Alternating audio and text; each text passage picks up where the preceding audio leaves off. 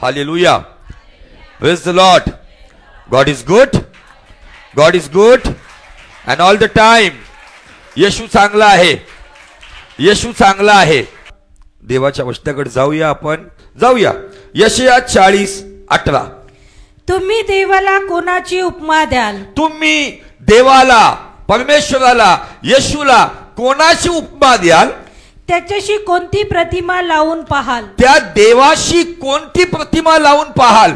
याचा अर्थ यशाया भविष्यवक्ता आम्हाला एक प्रश्न करत आहे की तुम्ही ज्या देवाला ओळखता त्याची तुलना तुम्ही कशाशी करताल? परंतु जर या यशाया 40:12 पासून जर पाहिलं तर त्यांनी देवाचं विराट स्वरूप दाखवले. देवाचं विराट स्वरूप त्यांनी अशा स्वरूपाने दाखवले की जी सबंध पृथ्वी आहे त्याच्यामध्ये 73% पाणी आहे. मोठे मोठे महासागर आहे, समुद्र आहे, पॅसिफिक महासागर, अरबी महासागर, मोठे मोठे समुद्र आहे. या जगातलं जेवढं पाणी आहे ना, बायबल सांगतं यशाया 40:12 प्रमाणे देवाने आपल्या चुळक्याने ते पाणी भरलं. तर इतक्या महान देवाची तुलना आम्ही कशाबरोबर करणार? आम्ही त्याला कुठल्या आकृतीत, प्रकृतीत, प्रतिमेत, फोटोत, मूर्तीत ठेवू शकत नाही. कारण तो सृष्टी नाहीये तर तो सृष्टी करताय. हालेलुया. तो निर्मिती नाहीये तर तो निर्माता आहे. जगातले अनेक जाऊन बसले असेल मोठमोठ्या पर्वतावरती, परंतु आमचा देव बायबल सांगतं की त्याने सर्व पर्वतांना तराजूमध्ये तोललेलं आहे. आमेन. हालेलुया. आणि म्हणून प्रश्न हा येतो की तुम्ही ज्या येशूला ओळखता त्याची तुलना कशाशी करणार? कशाशी नाही. आम्ही देवाची तुलना करू शकत नाही. आम्ही देवाची आराधना करू शकतो. आम्ही देवाची प्रशंसा करू शकतो. आम्ही येशूची स्तुती करू शकतो, त्याची बडाई करू शकतो, त्याला आदर, महिमा, सन्मान आणि गौरव देऊ शकतो. त्याच्या व्यतिरिक्त आम्ही काही करू शकत नाही. पण तो देव आमची तुलना नाना प्रकारच्या गोष्टींशी करतो. ज्याच्यापैकी आम्ही पहिली गोष्ट पाहिली की देव आमची तुलना गरुडाप्रमाणे करतो. म्हणजे गरुड पक्षाबरोबर, ज्याच्याविषयी डिटेलमध्ये आपण पाहिलेलं आहे. त्यानंतर आम्ही देव आमची तुलना कशाशी करतो? मेंढराबरोबर. माझी मेंढरं माझी वाणी ऐकतात. आणि आज एका नवीन तुलनेकडे जाणार आहोत ज्याचा पाया फक्त मी आज घालणार आहे आणि मग पुढच्या रविवारी त्याला आपण डीप मध्ये जाऊन संपवणार आहोत. तर जाऊया. नीतिसूत्र याचा 28 अध्याय आणि वचन 1. नीतिसूत्र 28:1. कोणी पाठीस लागले नसता दुर्जन पळतात. दुर्जन, पापी जे आहे कुणी माग लागलं नाही तरी ते पळतात. पण धार्मिक सिंहासारखे निर्भय राहतात. आमेन. हालेलुया. धार्मिक किंवा नीतिमान किंवा राइचियस या हिंदी में धार्मिक आ गया है. धार्मिक म्हणजे धर्मवाले नाही. आम्ही कुठल्या धर्मावर विश्वास ठेवत नाही. आमचा ख्रिस्ती धर्मावर विश्वास नाही. आम्ही धर्माचे पालन करते नाहीये. तर आम्ही येशू ख्रिस्ताच्या मागे जाणार आहेत. धर्म कर्मात बांधतो. येशूने आमचं जीवन बदलले. कर्मातून त्यांनी आम्हाला बाहेर काढलेलं आहे. आमेन. हालेलुया. काय म्हटलेलं आहे? नीतिमान सिंहाप्रमाणे निर्भय राहतात. जर तुम्हाला देव तुमची तुलना सिंहाप्रमाणे करावं, बघा परमेश्वराने तुमची आणि माझी तुलना गरुडाप्रमाणे करताना तिथे देखील एक पॉइंट टाकलाय. जे परमेश्वराची आशा धरतात ते गरुडाप्रमाणे उंच भरारी घेतील. मेंढराबरोबर तुलना करताना काय म्हटलं? माझी मेंढरं माझी वाणी ऐकतात. जे त्याची वाणी ऐकतात त्यांची तुलना तो मेंढराबरोबर करतो. आणि जे नीतिमान जीवन जगण्याचा प्रयत्न करतात त्यांना तो सिंहाप्रमाणे बनवतो. हालेलुया. Praise the Lord. निर्भय, आमची तुलना निर्भय सिंहाबरोबर केली. बायबलमध्ये अनेक सिंह सापडतात. सगळे सिंह परमेश्वर आम्हाला सांगितलं की आमची बरोबर तुलना आहे. अनेक सिंह आहेत. त्याविषयी थोड्याशा महत्वाच्या गोष्टी आपण पाहणार आहोत. जर तुम्हाला असं वाटतं की तुमची तुलना देवाने गरुडाप्रमाणे करावी, परिस्थिती काही असो, परमेश्वरावरती आशा ठेवा, तर तुमची तुलना गरुडाप्रमाणे होईल. तुम्हाला असं वाटतं तुम्ही मेंढपाळाचं मेंढवं म्हणून जावं, तर तुम्ही त्या मेंढपाळावरती निर्भर राहणारे आणि त्याची वाणी ऐकणारे असाल तर तुमची तुलना मेंढराबरोबर होते. आणि तुमची तुलना जर सिंहाबरोबर होईल असं वाटते तर तुम्हाला नीतिमान जीवन जगणं गरजेचं आहे. आमेन. आणि नीतिमानाविषयी मी खूप मोठा स्टडी दिलेला तुम्हाला.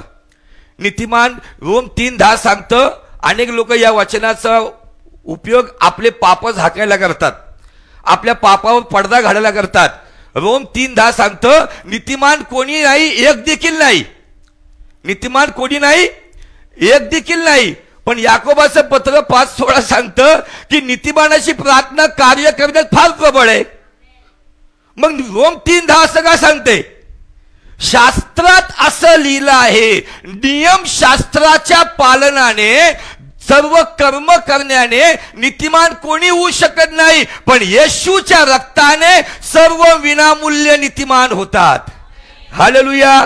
कर्माने कोणी नीतिमान होत नाही. आमचा देव आम्हाला नीतिमान करतो आणि मग नीतिकृत्य करायला शिकवतो. हालेलुया. Praise the Lord. त्याचं सुंदर उदाहरण जर पाहायचं झालं, देवाने प्रारंभिक कोणतं काम केलं? आकाश आणि पृथ्वी निर्माण केल्यावरती त्या पृथ्वीमध्ये काय पाठवलं पहिले? पृथ्वीमध्ये काय पाठवलं पहिले? प्रकाश. काय पाठवलं? काय पाठवलं? आणि सूर्य कितव्या दिवशी गेला? 4थ्या दिवशी. आमचा देव पहिले प्रकाश बनवतो. लोक सूर्य उगवल्यावर दिवस समजतात. आमचा देव स्वतः प्रकाश आहे. ज्याच्या जीवनात येशू आहे त्याचं जीवन प्रकाशित आहे. हालेलुया. Praise the Lord. जग त्याची सुरुवात करून त्या ताऱ्याला किंवा त्या ग्रहाला नमन करतात, पण आम्ही, आमचं देवच प्रकाश आहे, कारण आम्ही प्रकाशाची प्रजा आहोत. आमेन. हालेलुया. Praise the Lord. या ठिकाणामध्ये बायबल आमची तुलना नीतिमाना व्यक्तीबरोबर करत आहे. जर मला सिंहाप्रमाणे माझी तुलना व्हावी तर मला नीतिमान जीवन जगलं पाहिजे. पण नीतिमान कोण? तर वाचा याकोबाचं पत्र 5वा अध्याय आणि वचन 16. या ठिकाणामध्ये नीतिमान व्यक्तीचे 2 स्वभाव तुम्हाला दिसतील. आणि मग रोमकरास पत्र 3रा अध्याय वचन 10 पाशी जाऊया.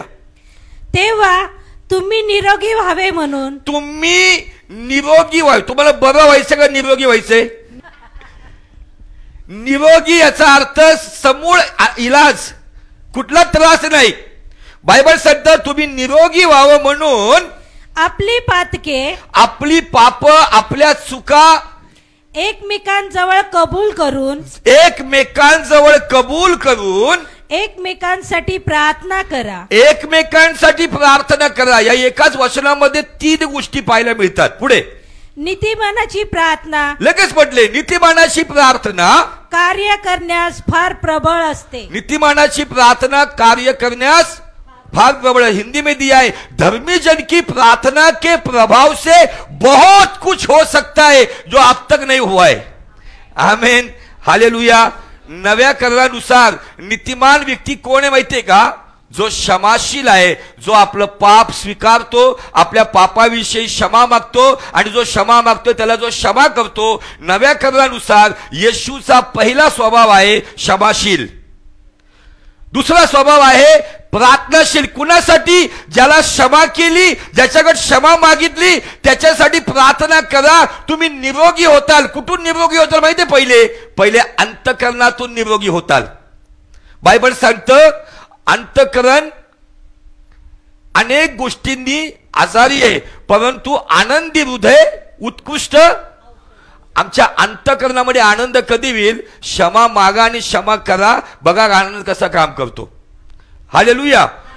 नव्या करारानुसार नीतिमान व्यक्तीचे 2 स्वभाव आहेत. पहिलं क्षमाशील आणि दुसरं प्रार्थनाशील. आता रोम 3:10 पासून वाचा पुढे. शास्त्रात असे लिहिले आहे की, शास्त्रात असे लिहिले आहे की नीतिमान कोणी नाही, एक देखील नाही. समंजस कोणी नाही, समंजस कोणी नाही. देवाचा शोध झटून करणारा कोणी नाही. सर्व बहकले आहेत, ते सारे निरुपयोगी झाले आहेत. ओके. सत्कर्म करणारा असा कोणी नाही. थांबूया. शास्त्रात असं लिहिलं आहे नीतिमान कोणी नाही, एक देखील नाही. आणि पुढे आले समंजस कोणी नाही. दुसरी गोष्ट, देवाचा झटून शोध करणारा कोणी नाही. आणि तिसरी गोष्ट, सत्कर्म करणारा कोणी नाही. जर नीतिमान कोणी नाही म्हटल्यावरती उत्पत्तीच्या 7व्या अध्यायाच्या सुरुवातीला म्हटलेलं आहे, सर्व पृथ्वीवरती नोहा नीतिमान होता. दाविदाला नीतिमान म्हटले, अब्रामाला नीतिमान म्हटलेलं आहे, अलिशिबाला नीतिमान म्हटले, जखर्याला नीतिमान म्हटलेलं आहे. येशूच्या समर्पणाच्या दिवशी मंदिरामध्ये भेटलेला एक जक्क म्हातारा शिमोन नावाचा व्यक्ती, त्यालाही नीतिमान म्हटले. जुन्या करारानुसार नीतिमान व्यक्ती म्हणजे 3 गोष्टी पाहण्यात येत होत्या. त्याच्यापैकी पहिली गोष्ट समंजसपणा, दुसरी गोष्ट जो देवाला झटून शोधत आहे तो व्यक्ती, आणि तिसरी गोष्ट सत्कर्म. या 3 गोष्टी ज्या व्यक्तीमध्ये जुन्या करारानुसार आहेत त्या व्यक्तीला नीतिमान म्हणण्यात येत होतं. पण नव्या कराराच्या ज्या 2 गोष्टी आहेत, क्षमाशीलता, प्रार्थनाशीलता, मग जुन्या कराराचा समंजसपणा, आणि त्यानंतर ज्या वेळेला देवाचा झटून शोध, आणि मग त्यानंतर ज्या वेळेला सत्कर्म केलं जातं, या गोष्टींद्वारे मनुष्य नीतिमान ठरतो. नियम शास्त्रानुसार कोणी नीतिमान होऊ शकत नाही, कर्माने कोणी धार्मिक होऊ शकत नाही. तर जुन्या करारामध्ये देवाने त्या लोकांना नीतिमान म्हटलं ज्यांच्यामध्ये देवाला झटून शोधण्याचा स्वभाव होता. म्हणून नोहाला त्या सर्व जगामध्ये एक व्यक्ती नीतिमान भेटला. आणि बायबल सांगतं, नीतिमानाचं कुटुंब एक नीतिमान असला तर परमेश्वर संबंध कुटुंबाचं तारण करतो, ज्याचं उत्तम उदाहरण नोहा आणि नोहाचं कुटुंब आहे. Hallelujah, praise the Lord. मी नीतिमान या विषयाकडे नेत नाही. माझा विषय आहे, परमेश्वर तुमची आणि माझी तुलना सिंहाबरोबर करतो, पण सिंहाबरोबर तुलना कधी होईल, जर मी नीतिमान जीवन जगेल. नीतिमान या शब्दाचं आपण ऑपरेशन केलं, त्या शब्दामधून आम्ही शिकलो नित ईमान. जो नित ईमान से चलता है वो नीतिमान. ज्याची मान नीतीची आहे तो नीतिमान. ज्याची मान कुठं पण लुबरागिरी करत, चुकीचे समझोते करत झुकत नाही, फायद्यापुरती लाभापुरती नुसती मान हालत नाही, तो व्यक्ती नीतिमान. जे फक्त कामापुरती मामा आहेत ते नाहीत नीतिमान. Hallelujah, praise the Lord. बोलो येशू मसीह की. जे फक्त वेळेपुरते येशूकडे येतात ते बिलकुल नाही नीतिमान. ज्यांच्या जीवनामध्ये परिस्थिती कशी असो, जे त्या देवाबरोबर नित ईमाननी जीवन जगतात ते नीतिमान. Hallelujah, praise the Lord. आणि बायबल सांगतं, नीतिमान सिंहाप्रमाणे निर्भय राहतात. नीतिमान निडर असतात. नीतिमान सिंह निडर असतात, सिंह निर्भय असतात. परमेश्वर आमची तुलना सिंहाबरोबर करतो. केव्हा करतो? मला नीतिमान जीवन जगल्याच्या द्वारेच मला सिंहाप्रमाणे चालण्याचा अभिषेक मिळतो. हा अभिषेक कुठला आहे माहितीये का? जसं प्रभूने काय म्हटलं, सापाप्रमाणे चतुर आणि कबुतराप्रमाणे साळसूत है ना, तसंच मेंढराप्रमाणे नम्र आणि सिंहाप्रमाणे उग्र. नुसतं मेंढराप्रमाणे म्या म्या करून सगळीकडे फक्त नम्रता दाखवू नका, वेळ आल्यानंतर डरकाळी फोडा हाव करून. हालेलुया. नाही तर लोक तुम्हाला जिकडे जाईल तिथं तुम्ही मेंढरा सगळं जिथं जाईल तिथं टपल्या मारतील. मी मारामारीची भाषा सांगत नाही. ज्यावेळेस तुम्ही प्रार्थना, काय लोक आयुष्यभर प्रार्थना करतात, कशी करतात? प्रभू ह्याला बरं कर, त्याला बरं कर, ह्याच्यात हे कर, नुसतं विनंती. अरे तू डरकाळी कधी फोडणार? येशूला बसलेल्या माराच्या वळाने हा आजार निघून जाऊ दे. हालेलुया. मेंढराप्रमाणे म्या म्या करून विनंती पण करा आणि सिंहाप्रमाणे उग्र गर्जना करून अधिकाराच्या वाणीने बोला. आमेन. हालेलुया. तुम्ही कुठेही असा, घरात असा, कामात असा, बिझनेसमध्ये असा, सेवेमध्ये असा, वेळेप्रमाणे मेंढरू बना. ज्याला जिंकायचे तिथं मेंढरू बना. पण ज्यावेळेस तुमच्या अधिकारावरती ज्यावेळेस कुठंतरी हात ठेवण्यात येत आहे त्यावेळेला गर्जनाही करा. शिव्यागाळी करण्याची भाषा बोलत नाही. तुमच्या अधिकाराचा वापर करा. संत पौल त्या ठिकाणामध्ये जेलमध्ये असताना त्याने नम्रतेने ती शिक्षा सहन केली, पण निघताना त्यांनी त्याचं आय कार्ड दाखवलं. तुम्ही चुकीच्या व्यक्तीला अरेस्ट केलं. अधिकारही वापरा आणि नम्रताही दाखवा. हालेलुया. आम्ही देवाचे पुत्रही आहोत, आम्ही देवाचे मित्रही आहोत. सापाप्रमाणे चतुरही राहा, कबुतराप्रमाणे साळसूतही राहा, मेंढराप्रमाणे नम्रही राहा, सिंहाप्रमाणे उग्रही व्हा. हालेलुया. माझ्या घरी हे त्रास आहेत, अरे कर ना सिंहासारखी डरकाळी मार ना, माझ्या घरात तू येऊच शकत नाही, येशूच्या नावात चालता हो. नुसतंच पास्टरला बोलून विनंत्या करू नका, तुम्ही गुडघ्यावरती येऊन डरकाळी फोडा, तो तुमच्या दाराच्या आसपास येऊ शकत नाही. आमेन, हालेलुया. प्रगटीकरण 5:5, प्रगटीकरण 5:5. तेव्हा वडील मंडळीपैकी एक जण मला म्हणाला, रडू नको. काय म्हणाला? रडू नको. पहा यहूदा वंशाचा सिंह, दाविदाचा अंकुर याने जय मिळवला, म्हणून तो त्याचे 7 शिक्के फोडून त्यास उघडण्यास योग्य ठरला आहे. मोहरों को तोड़ने वाला, रिश्तों को जोड़ने वाला, मोहरों को तोड़ने वाला, रिश्तों को जोड़ने वाला, रुक तूफानों के भी यीशु है मोड़ने वाला. कौन है वो? शेरे बब्बर यीशु, शेरे बब्बर, ये रे बब्बर यीशु, शेरे बब्बर. यहूदा का शेर हमारा परमेश्वर है, यहूदा का शेर यीशु मसीह है. शेर को ही जन्म देगा. आमेन, हालेलुया, प्रेज द लॉर्ड. तुमचे हे 2 पैलू दिसलेच पाहिजे. दुष्ट हे नाही म्हटलं पाहिजे, सैतान हे नाही म्हटलं पाहिजे, हे नुसतं म्या करून नुसतं विनंतीच करते. त्याला समजलं पाहिजे वेळ आल्यावरती यहूदाचा सिंह जो ह्याचा बाप आहे, त्या बापाप्रमाणे हा पण डरकाळी मारून माझी हवा टाईट करणार आहे. Hallelujah, praise the Lord. बोलो यीशु मसीह की, बोलो यीशु मसीह की. आता यातून काय शिकलो आम्ही? पहिले परमेश्वर आम्हाला नीतिमान व्यक्तीला सिंहाबरोबर तुलना करतो. आणि कुठला सिंह? निर्भय सिंह, निडर सिंह. प्रगटीकरण 5:5 मध्ये देवाचा पुत्र, जुन्या करारामध्ये देवाला सुद्धा सिंहाच्या तुलनेतून केलेला आहे. कारण देव कुठल्या गोष्टीवर बसलेला आहे? सिंहासन. आमेन, सिंहासनावर बसलेला आहे तो. आता दुष्टाची पण तुलना 2 ठिकाणामध्ये आपण पाहणार आहोत. स्तोत्र 91 मध्ये आणि पेत्राच्या पहिल्या पत्रामध्ये. पेत्राचं पहिले पत्र 5वा अध्याय आणि वचन 8. आता इथं जो सिंह आहे ना, त्याचं थोडंसं रेव्होल्युशन तुम्हाला देणार आहे मी. सावध असा, जागे राहा, तुमचा शत्रू सैतान हा गरजणाऱ्या सिंहासारखा कोणाला गिळावे हे शोधत फिरतो. कोणता सिंह आहे इथं? गरजणारा सिंह. कोणता सिंह आहे? गरजणाऱ्या सिंहासारखा. तो काय शोधत करतोय? काय शोधतोय? कुणाला गिळावे. कशासाठी शोधत आहे तो? खायला का गिळायला? आता बघा, लहान मुलांना दात नसतात किंवा थोडे कमी असतात, तर आई जरी नॉनव्हेज असेल किंवा काय असेल तर त्याला मिक्सरमध्ये मारून बारीक करून त्याला गिळायला देते. बरोबर आहे ना?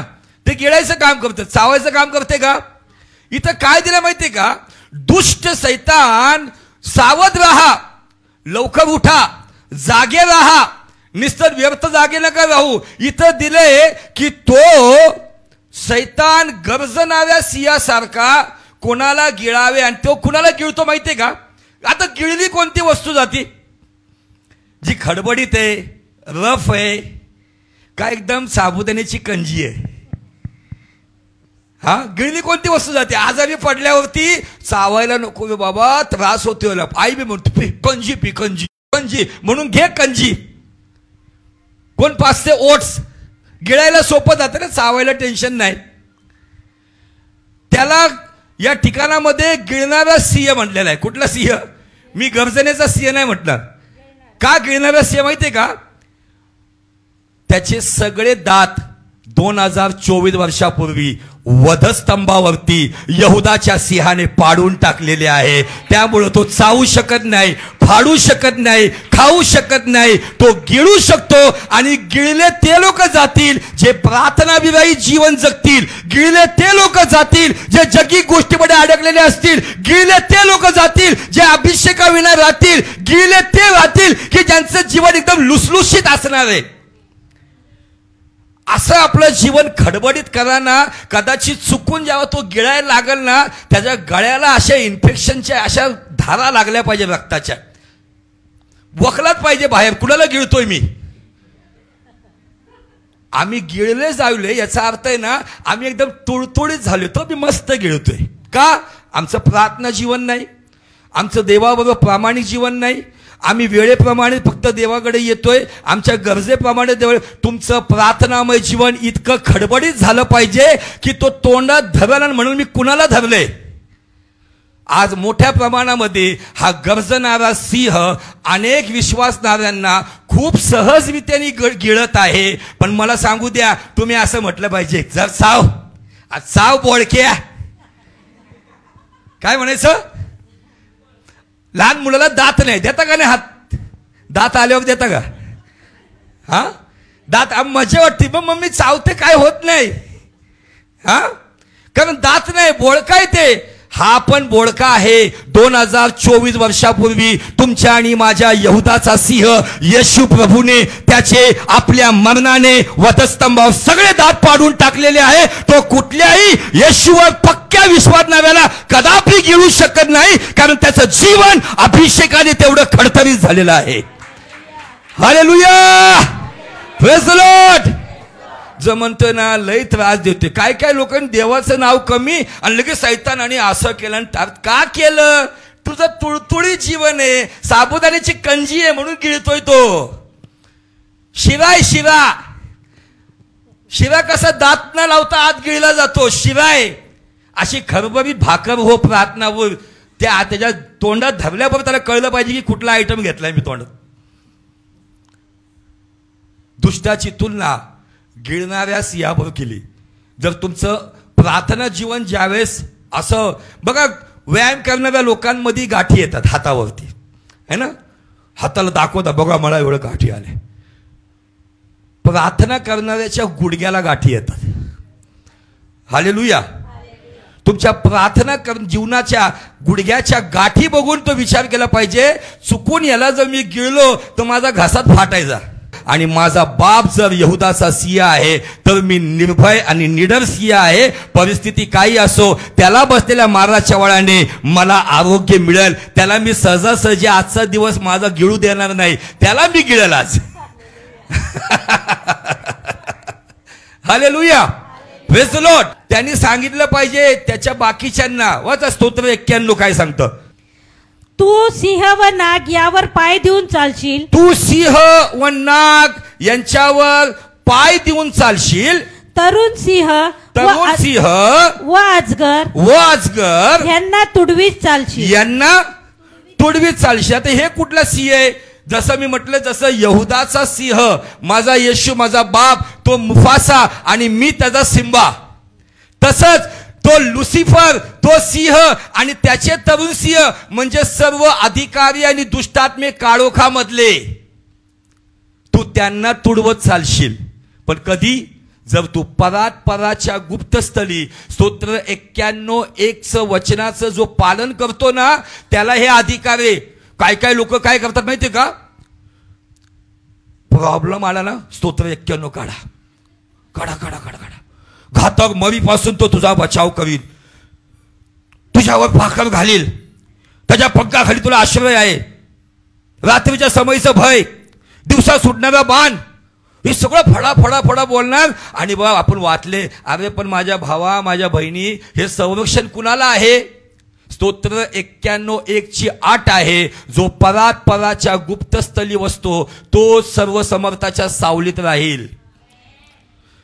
सर्व अधिकार कुणाला मिळतील? ज्याला त्याच्या नावाची जाणीव आहे, जो त्याच्याशी प्रामाणिक आहे. नुसतं वाचन केल्याने असे भूत निघायला लागल्यावरती, दुष्टात्मे जे असे निघायला लागले, अन्य जाती बी बायबल घरीतून वाचायला लागतील. नुसतं वाचनाने जाणार नाही, नुसतं वचनाने जाणार नाही, तर ते कधी जाईल? ज्या वेळेला मी स्वतः एक समर्पित जीवन जगल. स्तोत्र 91:1 नुसार मी परात्पराच्या गुप्तस्थली मी जेवढा वेळ देऊन त्याच्या सानिध्यात राहील, प्रार्थनापूर्ण जीवन जगल, तर बायबल सांगतं त्या ठिकाणामध्ये सर्व समर्थाची सावली, ऑलमायटी शॅडो मला आणि माझ्या घराला प्राप्त होईल आणि त्याच्यामध्ये मला आशीर्वाद मिळेल. तू सिंह व नाग यांच्यावर पाय देऊन चालशील, तरुण सिंह अजगर यांना तुडवत चालशील. म्हणजे दुष्टाची तुलना सिंहाबरोबर केली, आमची तुलना सिंहाबरोबर केली, आणि आमचा बाप तर सिंह आहेच. आमीन, हालेलुया, प्रेज द लॉर्ड. सिंह हा वाघ नाही. सिंह आणि वाघ मधला फरक समजतो का? पट्ट्यावाला जो असतो तो वाघ, बेंगॉल टायगर म्हणतात, आणि ज्याच्यावरती असे गोल गोल गोल गोल त्याला म्हणतात बिबड्या वाघ, ते पण बेकार चित्ता. पण त्याच्याबरोबर तुलना नाही करत. तो सिंहाबरोबर करतो. तो सिंह आहे ना, तो विचार नाही करत, कुठेही बसतो, जिथं बसल तिथं आपलं राज्य. का? कारण हे सर्व विश्व माझ्या बापाने निर्माण केले. कुणी विचारलं का रे? इथं माझ्या बापाचं राज्य आहे. हालेलुया. कारण येशूने आम्हाला देव नाही दाखवला, तर येशूने आम्हाला प्रार्थनेत काय शिकवलं? हे हमारे बाप तू जो आसमान में है, तेरा नाम पाक माना जाए, तेरी बादशाहत आए. Hallelujah, praise the Lord. नीतिसूत्र 30:30 30:30 वाचा, काय सांगतं? ते हे सर्व वन पशुत बलवान व कुणासही पाठ न दाखवणारा सिंह. हालेलुया. सिंह कसा असतो? वन पशु मध्ये सर्वात बलवान आणि कुणालाही, म्हणजे समझोता न करणारा. तुमची आणि माझी तुलना परमेश्वर या ठिकाणाबरोबर सिंहाबरोबर करत असताना येणाऱ्या परिस्थितीला तोंड द्या, येणाऱ्या परिस्थितीला पाठ दाखवू नका. का दाखवू नका माहितीये का? कारण आमच्या पाठीसाठी प्रोटेक्शनच नाहीये. तारणाचं शिरस्थान कुठं आलं? डोक्यावर, है ना. नीतिमत्वाचं वरस्थान कुठं आलं? छातीवर, बरोबर. आत्मेची तलवार आली हातात, विश्वासाची ढाल आली हातात, कमरपट्टा आला कमरेला, वाहना आल्या पायाला, पाठीला. हे सगळं घालून जर मी सगळं हत्यार घेऊन, ढाल घेऊन, टोप घेऊन मी पळायला लागल्यावरती वार कुठं होईल? हा, पाठीला काय प्रोटेक्शन नाहीये. पाठीवरती फक्त येशूचाच हात आहे. पण तो हात कधी काम करेल? ज्या वेळेला निर्भय सिंहाप्रमाणे तू येणाऱ्या परिस्थितीला तोंड देशील, त्याला पाठ दाखवणार नाही. तो म्हणतो काळजी करू नको, मी तुझ्या पाठीशी आहे. युद्ध तुझं नाही, युद्ध माझं आहे आणि विजय तुझा आहे. हालेलुया. काय लोक लगेच पाठ दाखवतात. नको मला प्रार्थना बितना, आता चर्च नको, काय नको, जाऊ दे, काय नाही नको मला. जरासे चिमटे चिमटे भेटले की पाठ दा, मग पाठीवरती अजून देतो रपारप. हम पीछे हटने वालों में से नहीं है. प्राण देऊस पर्यंत विश्वासू राहा, तर मी तुझ्या डोक्यावर गौरवाचा मुकुट घालीन. Hallelujah, praise the Lord. शेर सिंह पाठ दाखवत नाही. मला सांगा, सिंहाला पाठ असते का हो? सिंह असं 4 पायावर चालतो का 2 पायावर चालतो? 4 पायावर. सिंहाची पाठ दिसती का? मग कुणासाठी सांगत आहे? आपल्यासाठी सांगत आहे. वन पशुमध्ये निश्चित सिंह ताकदवान आहे, तो पाठ दाखवत नाही. तुम्ही पण या जगाच्या जंगलामध्ये येशू नावाच्या यहुदाच्या सिंहाचे लेकरं आहात. तुम्ही पण बाहेरून दिसते त्याच्यावर जाऊ नका म्हणाव.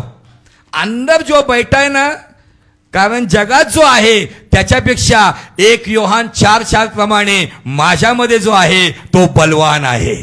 हालेलुया. हम पीठ दिखाकर भागने वाले शेर नहीं है, तो हर परिस्थिति में, हर हालात का सामना यीशु के नाम में करने वाले वो धर्मी परमेश्वर के धर्मी शेर है, जो निडर और दबंग है. हाँ, हालेलुया, प्रेज द लॉर्ड. परमेश्वर आज आमची तुलना काय याच्याबरोबर करते? मी जस्ट नॉर्मल गोष्टी तुम्हाला बोलतोय, अजून तुम्हाला डीप मध्ये नेलं नाही. काय शिकलो आम्ही? आम्हाला तो नीतिमान जीवन जगतो तो निर्भय सिंहाबरोबर तुलना करतो. दुष्टाची तुलना कशी केली? बोळका सिंह. कोणता सिंह? बिना दांत का. क्योंकि एक ही ऐसा घुसा उसने अधोलोक में जाके उसको मारा ना, सारे 32 के 32 दांत उधर अधोलोक में ही गिर गए.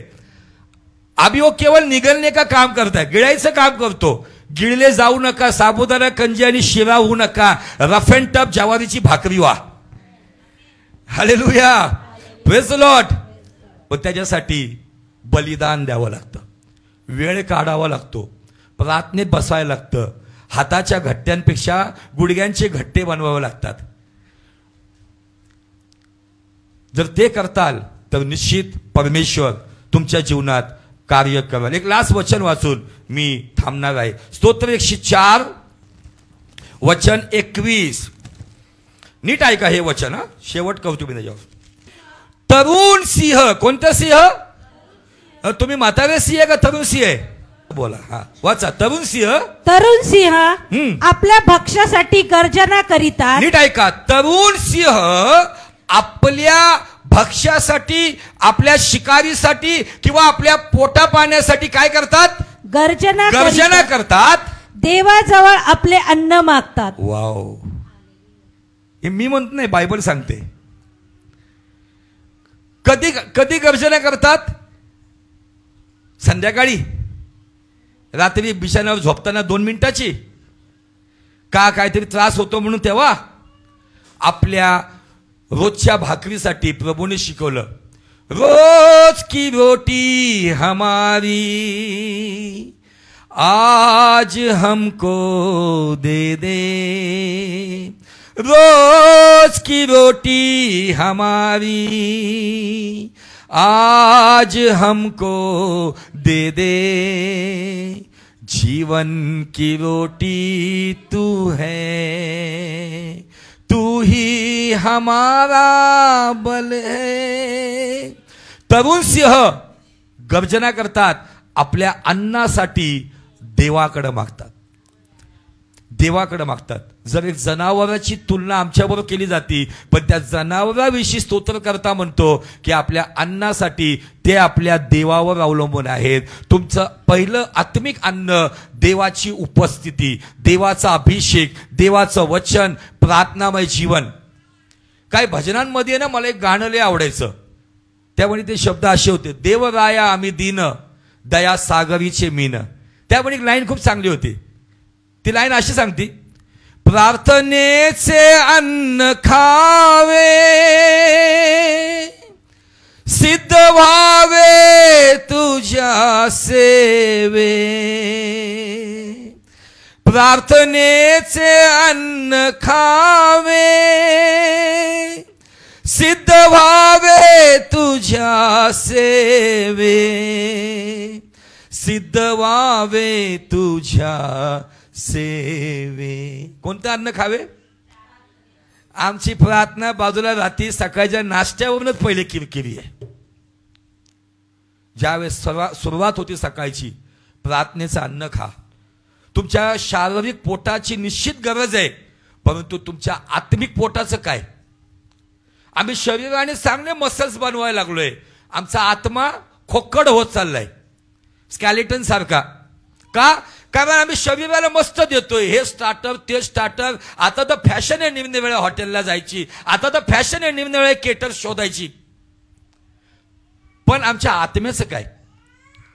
मला सांगू द्या, मी कुणावरती कुठला फोर्स करत नाहीये, पण जर तुमच्या दिवसाची सुरुवात जर प्रार्थनेने होत आहे, देवाच्या सहभागितेने होत आहे, अभिषेकाने होत आहे, तर मला सांगू द्या, गरजणारा सिंह किती गरजू द्या, गिळणारा बोळका सिंह किती ओरडू द्या, तो तुम्हाला गिळू शकणार नाही. कारण प्रार्थनेच्या अन्नाने तुमचं आत्मिक शरीर कठोर आणि बलवान होईल. तो गिळायचा खूप लांब विचार राहिला, तो तुमच्या जवळ पण येणार नाही.